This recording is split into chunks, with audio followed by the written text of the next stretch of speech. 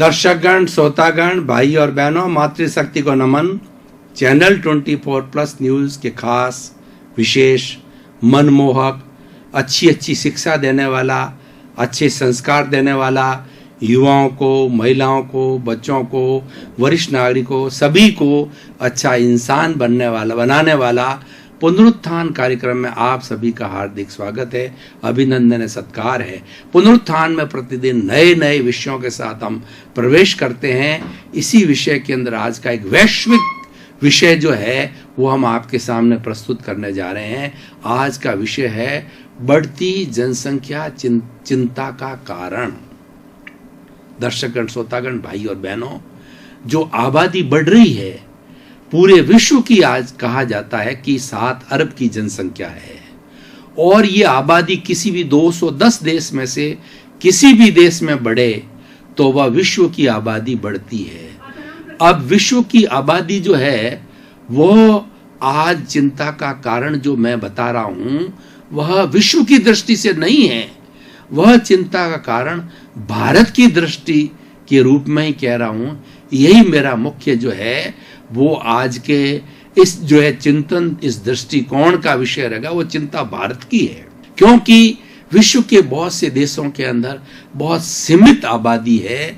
यूरोपीय देश तो ये प्रयास कर रहे हैं कि हमारी आबादी बढ़नी चाहिए और विश्व का सबसे बड़ा आबादी वाला जो देश है चाइना है, जिसके अंदर करीब जो है वो 150 करोड़ की आबादी कही जाती है, तो वह आबादी से चिंतित नहीं है क्योंकि वहां पर कम्युनिज्म है, वहां पर साम्यवाद है और साम्यवाद के अंदर जिस तरीके से भारत में पारिवारिक व्यवस्था हो है वैसी व्यवस्था वहां नहीं है।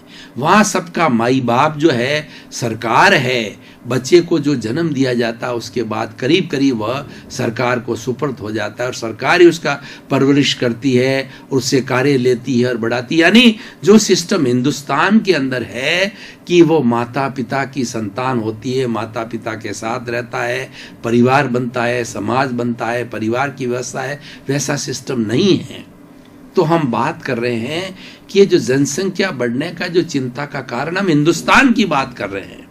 हिंदुस्तान में जब देश आजाद हुआ था 1947 के अंदर, तब हमारी आबादी कुल 33 करोड़ थी और आज जो बताया जा रहा है कि 2011 की जो हमारा सरकारी आंकड़ा है वो 125 करोड़ बताया जाता है, लेकिन 2011 के बाद में 7 वर्ष ऊपर चले गए हैं और उसके साथ साथ में बहुत से ऐसे लोग हैं उस दायरे में नहीं आते हैं, कईयों के पास आईडी नहीं है और उनका रजिस्ट्रेशन नहीं होता है, और दूसरा सैन्य बल है, उसका जो है वो उसका बताया भी नहीं जाता है राइट फिगर।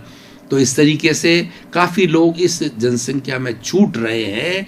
तो अगर आज की तारीख के अंदर हम अनुमान लगावें कि 125 करोड़ हम बोलते हैं, वो तो 125 करोड़ 2011 सेंसस का है, लेकिन आज 7 साल के बाद लोगों को छूटने जो उसके रजिस्ट्रेशन छूट रहा है, तो ये 140-150 करोड़ से कम नहीं है। यानी हम भी जो है वो चाइना से, कि हालांकि वो फिगर के अनुसार जो कि हम आंकड़े हैं उसके अनुसार विश्व का बड़ा देश है, लेकिन उस आंकड़ों के अंदर जो हमारी कमियां उनको जोड़ें तो विश्व का बड़ा देश जनसंख्या का हमारा कहलाता है।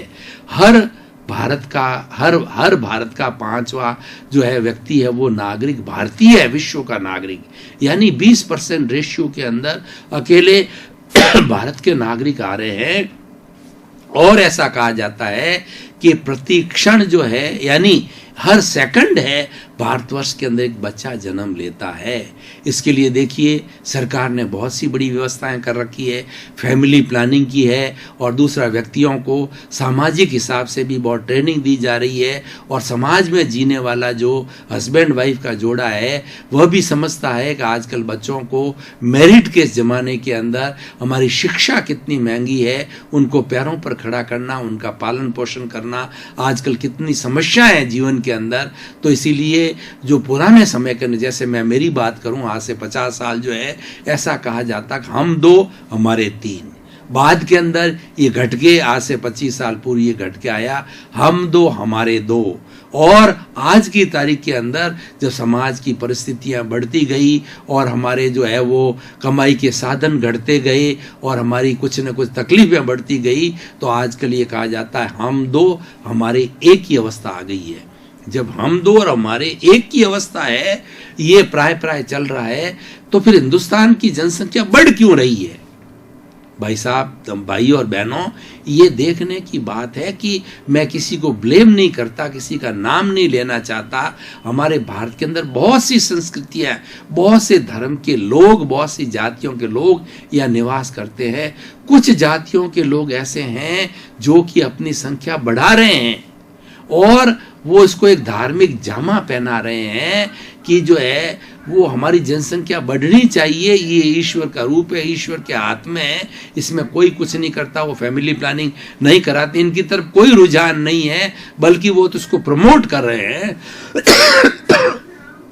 इस कारण जो है एक अभी भी आज के युग के अंदर फैमिली प्लानिंग का युग है, नई सोच का युग है, नई टेक्नोलॉजी का युग है, प्राइवेटाइजेशन, लिबरलाइजेशन, ग्लोबलाइजेशन का युग है। उसके अंदर भी लोग जो है ये कह रहे हैं कि जनसंख्या बढ़नी चाहिए, घर के अंदर बच्चे बढ़ने चाहिए। इस कारण से हिंदुस्तान के अंदर ये फ्रीडम है, ये हमारी धार्मिक फ्रीडम है, हमारी व्यक्तिगत जीवन जीने की पद्धति है, फ्रीडम है, अंकुश न होने के कारण ये जनसंख्या बढ़ती जा रही है।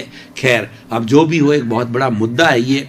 संवैधानिक दृष्टि से कहें, राजकाज की दृष्टि से कहें, राजनीतिक दलों की दृष्टि से कहें, वोट बैंक की दृष्टि से कहें, इसके बहुत से फैक्टर्स हैं, उस कारण से जनसंख्या बढ़ रही है। मैं उस गहराई में नहीं जाना चाहता, वो मेरा विषय नहीं है। मेरा विषय है कि ये जो जनसंख्या बढ़ रही है वो चिंता का कारण है, इसको रोका जाना चाहिए। अब देखिए, मैं ये बात कुछ तथ्यों के आधार पर सिद्ध करना चाहता हूं। देखिए, भारत एक कृषि प्रधान देश है और भारत में 80% लोग गांवों के अंदर रहते हैं और खेती बाड़ी करते हैं, और खेती बाड़ी है वो जमीन से की जाती है। अब देखिए, भारत की जमीन, भारत के साथ में पहले तो पश्चिमी पाकिस्तान था, पूर्वी पाकिस्तान था, ब्रह्मा था, वगैरह बहुत से थे। मैं बहुत पुरानी बात कर रहा हूं। तो भारत एक विशाल देश था। धीरे धीरे ये अलग होकर के और भारत जो एक छोटा देश हो गया है। यानी मैं भौगोलिक दृष्टि की बात कर रहा हूं कि भौगोलिक दृष्टि से भारत की जो है वो जमीन है वो 1 इंच भी बढ़ नहीं रही है, बल्कि घटती जा रही है। और खेती बाड़ी की बात करें तो नदी है, नाले है, पहाड़ है, बंजर है, इन सब को छोड़ें तो बहुत ही ऐसी कम जमीन, समतल जो है उपजाऊ मैदान वाली जमीन हमारे पास रह गई है जिससे खेती बाड़ी की जाए। अब जमीन जो है वो घटती जा रही है, उस कारण से जो हमारी खेती की पैदावार भी घटती जा रही है। और आज भारत के 125 करोड़ लोगों को भोजन खिलाने के लिए ऐसी स्थिति बन गई है कि बहुत सा सामान विदेशों से मंगाया जा रहा है, चाहे हमारे खाद्य पदार्थ गेहूं है, बाजरा है, या और भी जो चावल है, और उसके साथ दालें हैं वगैरह, बहुत सी चीज़ें जो हमारी खाद्य सामग्री के लिए काम आती है वो विदेशों से मंगाई जा रही है, और जो कि वो इम्पोर्ट की जाती है। बल्कि भारत एक ऐसा खाद्य प्रधान देश था कि हमारे यहाँ पर खाद्यान्न बाहर भेजे जाते थे। मसालों के लिए भारत बहुत फेमस था, भारत के मसाले बहुत भारत का कपड़ा बहुत फेमस था, भारत का हमारा भोजन जो खाद्य पदार्थ है, जो हमारा फूड ग्रेन्स है, बहुत फेमस थे। लेकिन आज उल्टा हो गया है, क्योंकि ये हमारी आबादी बढ़ती जा रही है। सबको भोजन, रोटी, कपड़ा, मकान, शिक्षा, चिकित्सा हर प्राणी को चाहिए। तो इस कारण से जब ये सबका बड़ा दुष्परिणाम क्या है कि हमारी आबादी बढ़ रही है। और देखिए, दूसरा कारण क्या है कि व्यक्ति के अंदर लोभ की प्रवृत्ति इतनी आ गई है कि वो लोगों ने आज खेती करना बंद कर दिया है, और उस कारण से अपनी जो खेती की जमीन है वो इंडस्ट्री के रूप के अंदर, बड़े बड़े मॉल बनाने के लिए, बड़ी बड़ी जो है अट्टालिकाएं खड़ी करने के लिए बहुत ऊंचे दामों के ऊपर लोग गांवों में क्या, शहरों के क्या, और शहरों की पेरीफेरी पे क्या, वो उसको बेचते ही जा रहे हैं, बेचते ही जा रहे हैं, बेचते ही जा रहे हैं, और बड़ी बड़ी अटालिकाएं खड़ी हो गई है, और हमारी जो ज़मीन जो है वो घटती जा रही है। और दूसरा क्या है कि मकान हर एक को चाहिए। जब जनसंख्या बढ़ रही है तो मकानों की संख्या को भी बढ़ाना बहुत ज़रूरी है। सरकार ने भी हाउसिंग बोर्ड योजना है, उसके अलावा बहुत से जो है वो ये जो रियल इस्टेट्स वाले हैं वो इसको कार्य को कर रहे हैं। इस तरीके से ये जो मुख्य बात जो मैं कह रहा था कि इसके दुष्परिणाम क्या है, पहली सबसे बड़ा जमीन वाली का दुष्परिणाम है। अब दूसरा बात जो है जो कि रोटी से जुड़ा हुआ है, रोटी सबको मुहैया ना हो पा रही है, और उसके अंदर आपाधापी जो है बढ़ती जा रही है।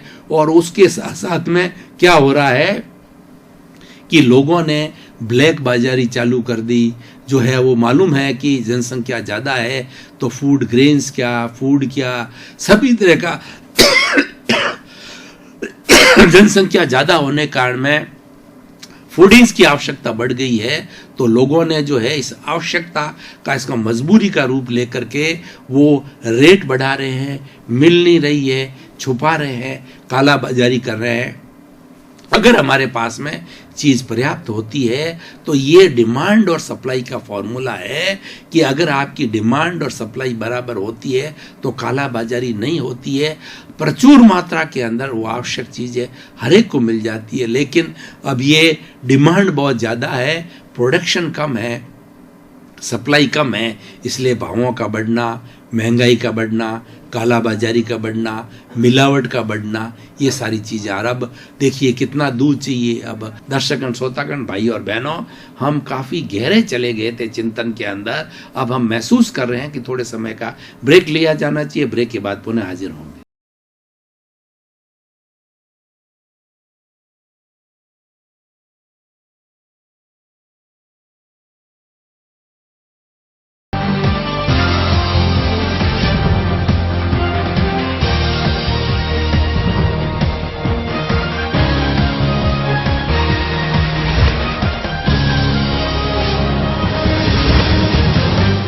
समय का हमने ब्रेक लिया और हम तरोताज़ा महसूस कर रहे हैं मानसिक रूप से, शारीरिक रूप से, और हमारा जो निर्धारित विषय है उसके ऊपर विवेचना हम पुनः प्रारंभ कर रहे हैं। अब मैं बात कर रहा हूँ कि हमारी जो गाय माँ है जो कि दूध देती है, गाय का जो दूध है वो एक होलिस्टिक जो है डाइट के रूप में गिना जाता है। मात्र दूध से व्यक्ति जो है जीवन भर अपने शरीर को चला सकता है, क्योंकि अकेले दूध से, दूध तो पीने के सबसे बड़ा प्रोटीन टॉनिक है, दूध अपने आप के अंदर फुल डाइट है। जो अपने गाय का दूध है फुल डाइट कही जाती है। देखिए इस दूध से जो है उसके बाद के अंदर हम कितनी, दूध के बाद में हम दही बनाते हैं, दही के बाद में मक्खन बनाते हैं, मक्खन के बाद घी बनाते हैं, और उसके बाद में इस दूध से कितने हजारों लाखों तरह के जो है हमारे दूध के जो है मिठाइयाँ बनती है, व्यंजन बनते हैं। तो एक अकेली गौ माता का दूध है कितने कितने रूप के अंदर हमको खाद्य सामग्री देता है। और गौ माता की तो गोबर जो होता है धार्मिक कार्यों के लिए, पूजा के अंदर वो काम आता है, मूत्र होता है उसकी चिकित्सा के अंदर काम आता है, और वो मूत्र भी जो है वो शुद्ध रूप के अंदर उसके छींटों से पवित्र किया जाता है। यानी गाय माँ के अंदर 33 करोड़ देवता निवास करते हैं, और गौ माता इसको इसीलिए कहा गया है कि ये गौ माता की कोई भी चीज जो है, इवन उसका जो टॉयलेट है, लेट्रिन है, जो गोबर के रूप में मिलता है, वो कितना बड़ा उपयोगिता आप मान सकते हैं कि वो माता कितनी पवित्र है। लेकिन बड़ा दुर्भाग्य हमारे देश का, उसमें हम सभी शामिल हैं कि हमारी इस भारतीय संस्कृति के अंदर, हिंदू संस्कृति के अंदर गौ माता को स्लॉटर हाउस के अंदर भेजा जा रहा है, और बड़ी तादाद के अंदर वो कट रही है। और आज जो दूध, हमें जो गौ माता का दूध पवित्र शुद्ध जो है पौष्टिक दूध मिलना चाहिए, उसकी सिंथेटिक दूध मिल रहा है, मिलावट का दूध मिल रहा है, जो कि हमारे स्वास्थ्य के लिए हानिकारक है। उसी कारण से जो और बढ़ती जनसंख्या इधर हो गई, और इधर गौ माता जो है वो काटी जा रही है, और उधर से जो है वो प्रोडक्शन कम हो रहा है, और इसी डिमांड बढ़ रही है। इन दोनों के बीच के अंदर ज़्यादा गैप होने के कारण सिंथेटिक का होना, मिलावट का होना, और दूध के अंदर पानी का ज़्यादा मिलावट होना, ये सब चीज़ें पनप गई है। यानी अनैतिक कार्य पनप गए हैं जो कि सीधे हमारे स्वास्थ्य को प्रभावित करते हैं। जनसंख्या बढ़ रही है, लेकिन वो जनसंख्या वो पहले शौर्य वीर वाली जैसी जनसंख्या नहीं रही है। लूले जन्मते हैं, लंगड़े जन्मते हैं, अपाहिज जन्मते हैं, और उसके साथ साथ के अंदर जो है वो कई बीमारियों को लेकर के जन्मते हैं, क्योंकि सारा माहौल पॉल्यूटेड हो गया है। पानी पॉल्यूटेड है, हवा पॉल्यूटेड है, भोजन जो है हमारा पॉल्यूटेड है, तो अच्छे बच्चे कहाँ से पैदा होंगे? तो ये भाइयों, ये सब संख्या के बढ़ने के दोष हैं। अब मैं एक सबसे बड़ा दोष ये बता रहा हूँ कि सरकार जो है हमारी सुविधा, रोटी कपड़ा मकान शिक्षा चिकित्सा, ये सारी सुविधाएं हैं हमारे संविधान के अंदर एम्बेडेड है कि सरकार को ये जो है वो कुछ चीज़ें निःशुल्क देनी चाहिए और कुछ चीज़ें वाजिब शुल्क के ऊपर दी जाना चाहिए। जैसे हाउसिंग का है, मकान वाजिब रेट पे मिलना चाहिए, और हवा है, पानी है, ये तो फ्री दिया जाना चाहिए। पानी भी लेता है तो ट्रांसपोर्टेड चार्जेस लिए जाते हैं, पानी के चार्जेस नहीं लिए जाते हैं।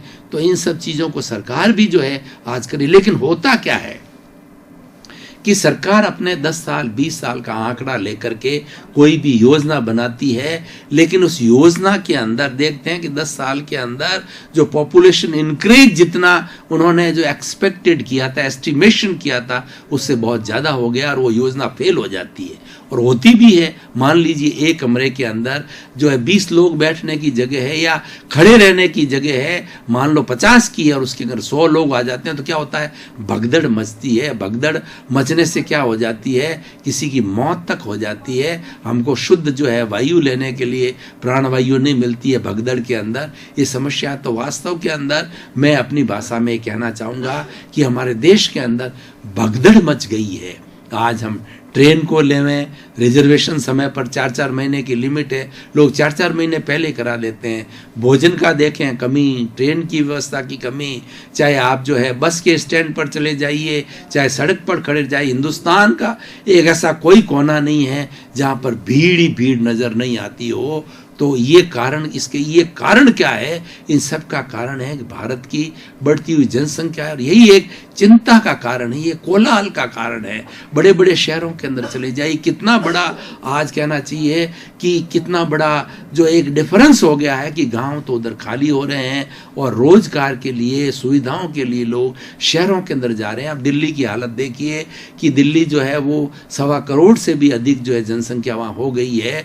तो वहाँ पर न पीने को पानी मिलता है, न खाने को भोजन मिलता है। पॉल्यूशन इस कदर बढ़ गया है, व्हीकल का पॉल्यूशन क्या, व्यक्ति की खुद की कार्बन डाई का पॉल्यूशन क्या, जगह की कमी हो गई, रहने को मकान नहीं मिलता है, खाने को भोजन नहीं मिलता है। शुद्ध जो है सबसे बड़ी बात है, हमें श्वास लेने के लिए शुद्ध ऑक्सीजन भी नहीं मिल रही है। क्यों? ज़्यादा लोग होते हैं तो ज़्यादा व्हीकल होते हैं, कार्बन डाई छोड़ते हैं। और रोजगार की बात होती है, फैक्ट्रियाँ होती है, वो भी कार्बन डाई। देखिए कि गांव तो इधर खाली हो गया, और जो हमारे पुराने कुटीर उद्योग थे, रोजगार के साधन थे, स्मॉल स्केल इंडस्ट्री थी, वो रोजगार का साधन गाँव में ही होता था। तो गाँव में व्यक्ति गाँव आबाद रहते थे और शहरों में इतनी भीड़ नहीं होती थी। लेकिन इस बढ़ती हुई जनसंख्या ने सारा बंटा धार कर दिया है, और सभी तरह की हमारी योजनाएं हैं वो फेल होती जा रही है। और जितना हम सोचते हैं कि इतने समय के अंदर इस जनसंख्या के लिए किया जाना है, वो जनसंख्या बढ़ने के कारण सारी सुविधाएं, हॉस्पिटल की चिकित्सा की सुविधा जाकर देखिए, कोई भी बेड खाली नहीं मिलता है। और आप जो है वो जो है वो वार्ड के अंदर चले जाइए तो वहाँ पर भी जितनी भीड़ लगी रहती है कि ज़्यादातर जहाँ लोग होते हैं, कुछ बीमारी वाले होते हैं, कुछ ठीक होते हैं, तो लोगों की भगदड़ के अंदर स्वयं के अंदर जो है वो संक्रामक रोग पैदा हो जाते हैं, बीमारी हो जाती है, जिसमें आज नए नए तरह के वायरस आ गए हैं, स्वाइन फ्लू आ गया है, आज डेंगू आ गया, और कितनी कितनी ऐसी चीज़ें हैं जिसको कि हमने कभी सुना ही नहीं था। और ये सब का कारण क्या है? इन सब का कारण है कि बढ़ती हुई जनसंख्या है, ये बहुत बड़ा चिंता का कारण हो गया है। सारी योजनाएं फेल हो रही है, व्यक्ति के अंदर शांति पैदा हो रही है। ये तो मैंने सारे दुष्परिणाम आपको बताए।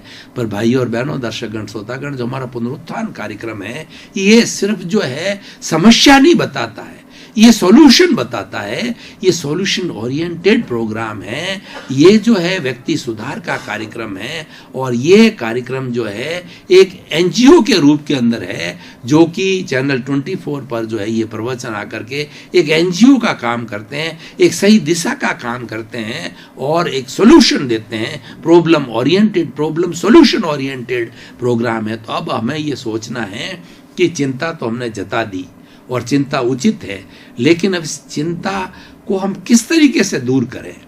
दूर करने के लिए एक जो सरकार का फैमिली प्लानिंग का जो कॉन्सेप्ट है वो कुछ समाज ने, जैसे हिंदू समाज ने एडॉप्ट किया है। तो ये दूसरी जातियां जैसे मुस्लिम समाज है, अन्य मैं किसी का नाम नहीं लेना चाहता हूँ, मैं किसी तरह के जो है प्रॉब्लम में नहीं जाना चाहता, कंट्रोवर्सी में नहीं जाना चाहता। मैं उन सभी लोगों को कहना चाहता हूँ इस मैसेज के माध्यम से कि फैमिली प्लानिंग जो है एक अच्छी व्यवस्था है। फैमिली प्लानिंग सरकार ने, और आजकल फैमिली प्लानिंग का सिस्टम बहुत सुंदर हो गया है। पुराने ज़माने में बहुत कॉम्प्लिकेटेड था और व्यक्ति को भय लगता था, लेकिन आज तो मात्र 5 मिनट के अंदर फैमिली प्लानिंग का दूरबीन के जरिए कर दिया जाता है। व्यक्ति को मालूम ही नहीं पड़ता, एहसास भी नहीं पड़ता है। तो जैसे कि कॉन्सेप्ट है, मान लीजिए कि हमारा परिवार का कॉन्सेप्ट है कि हम दो हमारे दो, अगर आप ज़्यादा चाहते हो हम दो हमारे 3 तक ले जाइए, जो कि 50 साल का पुराना, अगर संतुष्टि नहीं हो तो 3 पे आइए, 2 पे आइए, 1 का तो चल ही रहा है जो। तो सभी लोगों को पालन करना चाहिए। एक पर्टिकुलर तबका, एक पर्टिकुलर संस्कृति के लोग पालन करने से नहीं होगा। कोई भी सुधार लाना है तो इस हिंदुस्तान के जितने भी हम सदस्य हैं सब में सुधार आना चाहिए। पर्टिकुलर सुधार होने से तो एक पर्टिकुलर रेशियो हो गया, और छोटा रेशियो इसको मान्य कर रहा है, वो सबको जो है एट लार्ज इसको रिकॉग्नाइज करना चाहिए। और वास्ते सरकार ने भी बहुत जो है कहना चाहिए सराहनीय कार्य किया है। उन्होंने तो यहाँ तक कहा जिसके 2 से ज़्यादा बच्चे होंगे उसको किसी भी पॉलिटिकल पार्टी में टिकट नहीं लगेगा, वो चुनाव में खड़ा नहीं हो सकता है। बहुत सी तरह की पेनल्टी है। सरकार को हम धन्यवाद देते हैं, साधुवाद देना चाहते हैं, लेकिन वो सभी सरकारों ने नहीं किया है। वो सेंट्रल गवर्नमेंट को भी करना चाहिए और सभी सरकारों को इस समस्या के समाधान के रूप में कुछ न कुछ जो सोर्स है, जो ओरिजिन है, जहां से कि जनसंख्या बढ़ रही है, जो यानी जो ग्रोथ बढ़ रही है, उस ग्रोथ के ऊपर रोक लगानी चाहिए। तो जब सोर्स के ऊपर रोक लगाते हैं तो सोर्स के ऊपर रोक लगने से ऑटोमेटिकली हमारा इनपुट घट जाएगा। तो इनपुट को हमें घटाना है, यानी हमारी जो बर्थ रेट है उसको रिड्यूस करना है। और देखिए डेथ रेट है वो तो ईश्वर का मामला है। हम तो अहिंसावादी है, हम किसी को कष्ट नहीं देना चाहते, हम किसी को दुख नहीं देना चाहते, बल्कि सरकार भी सहयोग कर रही है और पूरा समाज भी ये चाहता है कि शतायु हो, ये कहा जाता है, दीर्घायु हो, ये कहा जाता है। तो वो भी किस लिए कहा जाता है कि वह जो है परोपकार का कार्य करे, समाज का कार्य करे, और समाज के अंदर बैड एलिमेंट के रूप के अंदर समाज को कष्ट दे करके, समाज में बुराइयां व्याप्त करके अगर व्यक्ति जीता है तो वो भी कोई अच्छा इंसान नहीं है। और आजकल कितना कितना हो रहा है। देखिए अभी मैंने आज ही न्यूज़ सुनी कि कुछ युवकों ने जो अरबों रुपए की जो है वो जो जयपुर के अंदर बैंक डकैती की जो उन्होंने योजना बनाई थी वो कृतज्ञ हैं। ये जो हमारी मानवता के नाम पर कलंक है। हालांकि लोग पकड़े जा रहे हैं, सरकार भी कर रही है, पर सवाल ये है कि वो ऐसी प्लानिंग दिमाग के अंदर क्यों लाते हैं। इसके अंदर बहुत से कारण हैं। एक तो जो है हमारी बेरोजगारी भी कारण हो सकता है, और दूसरा कारण है कि जिस घर के वो बच्चे हैं उनके घर में अच्छे संस्कार नहीं दिए गए हों, और सारे युवा लोग कर रहे हैं। 18 से 25 साल का युवा है, सबसे ज्यादा अपराध कर रहा है, चाहे ड्रग्स का मामला हो, चाहे चोरी का मामला हो, चाहे हिंसा का मामला हो। सारा अपराध की अगर एट लार्ज की बात करें तो अपराध करने वाले लोग 18 से 25 साल के, चाहे रेप करने वाले वो टीनेजर्स है।